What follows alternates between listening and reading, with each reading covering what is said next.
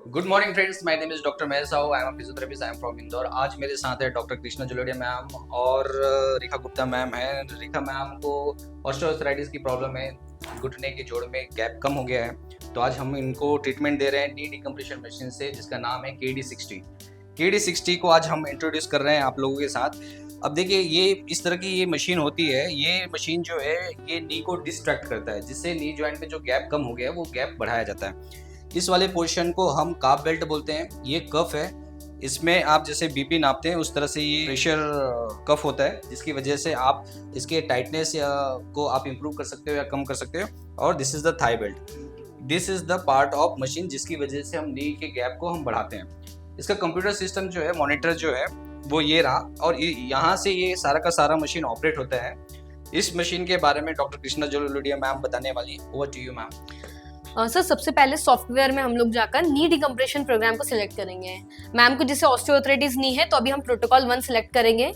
अब इसमें जो टारगेट लोड होता है उसको सिलेक्ट करने के लिए जितना भी पेशेंट का वेट होता है उसको डिवाइडेड बाय 8 करते हैं। तो टारगेट लोड मैम के वेट के अकॉर्डिंग मैंने 10 kg लिया है, और जो प्रोटोकॉल का ट्रीटमेंट टाइम है वो 10 मिनट्स हमने स्टार्ट किया है। ये दोनों पैरामीटर सिलेक्ट करने के बाद हम जाते हैं नेक्स्ट प्रोटोकॉल पर। नेक्स्ट प्रोटोकॉल के बाद हम मशीन को डायरेक्ट स्टार्ट करेंगे, और अब मशीन डिस्ट्रैक्ट होना स्टार्ट हो गई है। अब देखिए, आप यहाँ पे दे सकते हैं कि ये जो जॉइंट है, नी जॉइंट है, this is the femur, this is the tibia and fibula. तो ये दोनों के दोनों डिस्ट्रैक्ट हो रहे हैं, दोनों के दोनों डिस्ट्रैक्ट हो रहे हैं। तो डिस्ट्रैक्शन से क्या क्या फायदा होगा, इसकी फिजियोलॉजी क्या क्या होगी। जैसे ही दो जॉइंट्स आपस में डिस्ट्रैक्ट होते हैं तो आसपास की लिगामेंट में जो अनवांटेड टेंशन है वो रिलीज होगा। दूसरी इंपॉर्टेंट चीज ये है कि वहाँ पे सर्कुलेशन इंप्रूव होगा। जैसे ही सर्कुलेशन इंप्रूव होगा तो इन्फ्लामेटरी प्रोसेस कम होते जाएंगे, और जैसे ही इन्फ्लामेशन कम होता जाएगा पेशेंट को पेन में रिलीफ मिलता जाएगा। एक बहुत इंपॉर्टेंट चीज ये है कि जैसे हम डिकम्प्रेशन मशीन को यूज करते हैं तो नी जॉइंट में रेंज ऑफ मोशन बढ़ता है, और रेंज ऑफ मोशन बढ़ने की वजह से जॉइंट का हाइड्रेशन इंप्रूव होता है, और जिसकी वजह से उसकी हीलिंग प्रोसेस और इंप्रूव होती है। इसके साथ ही हम इमीडिएटली यहाँ पे लेजर भी डाल सकते हैं। ये हमारे पास लेजर मशीन है, लेजर को भी हम इसी के साथ भी डाल सकते हैं, क्योंकि उस पर्टिकुलर टाइम पे गैप अच्छा मिल रहा है। और हाँ, ये बहुत इंपॉर्टेंट चीज है कि मसल्स का स्ट्रक्चरल इंटीग्रेशन करना बहुत इंपॉर्टेंट है along with the strengthening exercise.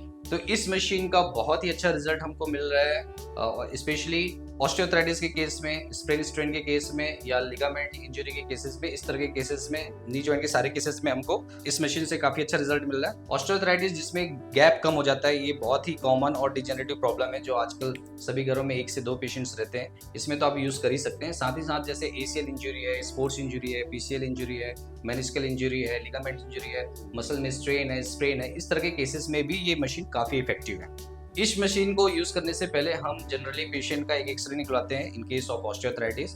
और इस मशीन से हमारा टाइम काफी कम हो गया है। क्यों कम हो गया? क्योंकि हमको पहले ऑस्टियोआर्थराइटिस केस में 1.5 से 2 महीने का टाइम लगता था। इसमें हमको 15 से 12 सिटिंग्स की आवश्यकता होती है, और हम पहले पेशेंट का एक्सरे निकलवाते हैं, फिर मशीन को यूज करने के बाद, स्ट्रक्चरल इंटीग्रेशन करने के बाद हम 15 सिटिंग्स में या 18 सिटिंग्स में वापस एक्सरे रिपीट करते हैं, और उसमें हम पाते हैं कि गैप काफी अच्छा इंप्रूव हो गया है। So this is all about the knee decompression machine. I think this is the first machine in India which we have installed in our SDPC clinic in Indore.